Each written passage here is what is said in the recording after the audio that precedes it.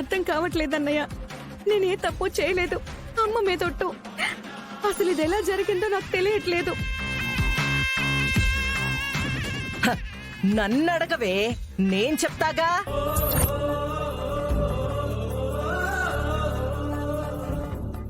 ఒళ్ళు తెలియకుండా కళ్ళు మూసుకుపోయి తిరిగితేనే వచ్చుండాది. అత్తా,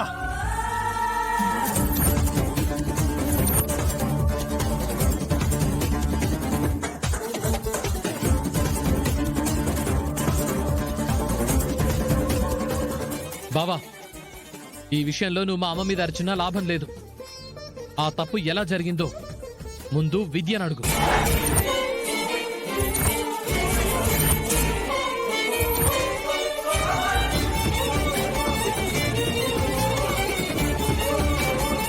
వినయ్, నేను తప్పు చేశాను అంటున్నావా?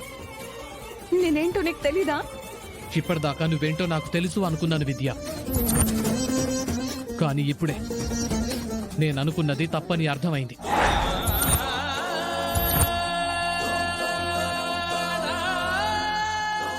అఖిల, వాడు చిన్నపిల్లాడు. ఏదో పొరపాటు జరిగుంటుంది. నిజానిజాలు తర్వాత తెలుస్తాయి. విద్య తప్పు చేసే పిల్ల కాదమ్మా. అది నీ అన్న రక్తం తల్లి. నీ అన్న రక్తం తప్పు చేస్తుందా? నా అన్న రక్తం తప్పు చెయ్యకపోవచ్చు నాయనా, కానీ ఆ శారద పెంపకం తప్పు చేస్తుంది కదా.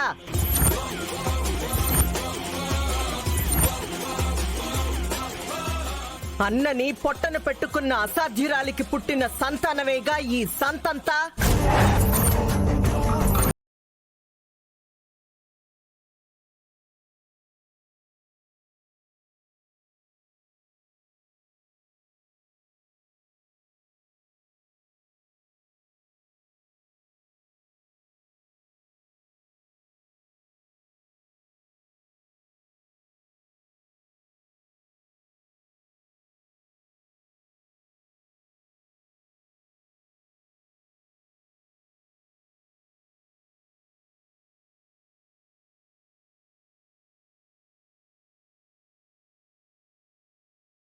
ఏదో నా అన్న మొహం చూసి కొడుకు ఇష్టపడినాడు కదా అని చెల్లిని, కూతురు ఇష్టపడినది కదా అని అన్నని తెచ్చి నా నెత్తిన పెట్టుకుంటే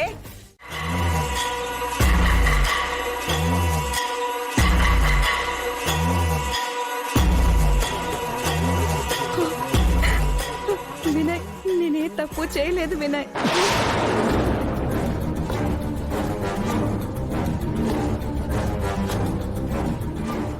వినయ్, జరిగిన దానికి ఇప్పుడు జనం నా చెల్లినన్నారు. మీ అమ్మ నా చెల్లినంటుంది. జనాలకి నా చెల్లేంటో తెలీదు, కానీ నువ్వు నా చెల్లిని ప్రేమించావు, పెళ్లి చేసుకున్నావు, ఇన్ని రోజులు కలిసి నడిచావు.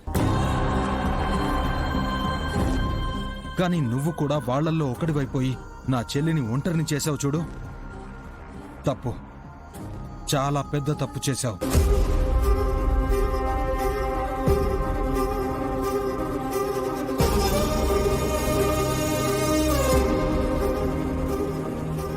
మనం చేసిన అన్ని తప్పులు మనకి తెలిసే జరగవు వినాయ్.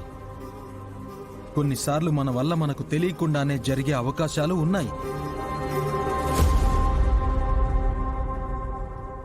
అది నువ్వు త్వరలోనే తెలుసుకుని నా చెల్లి కాళ్ల దగ్గరికి వచ్చి పోరబడ్డాను అని పశ్చాత్తాపడే రోజు వస్తుంది. అది బాగా గుర్తుపెట్టుకో.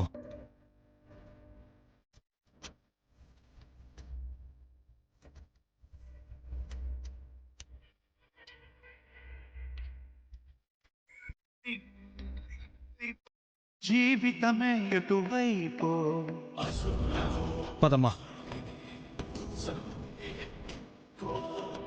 వరకో నడి వరకు జీవితమే విధి వరకు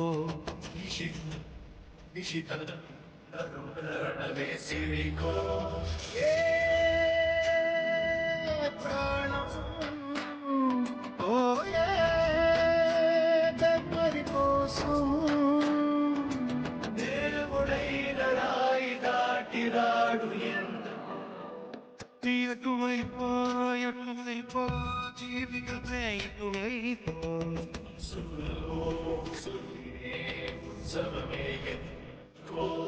నడవరకో నడివరకో జీవితమే విడివరకో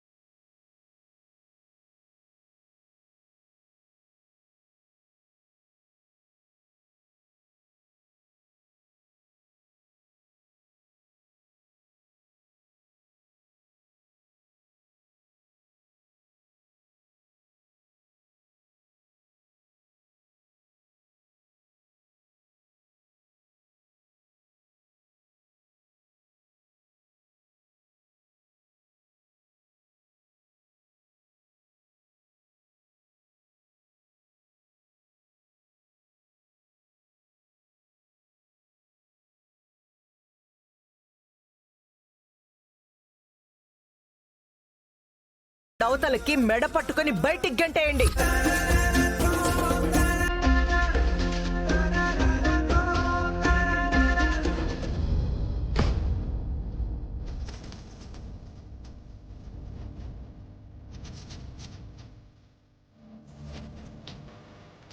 వదినా, విన్నావా ఈ విడ్డూరం? ఏమైందే? అదిగో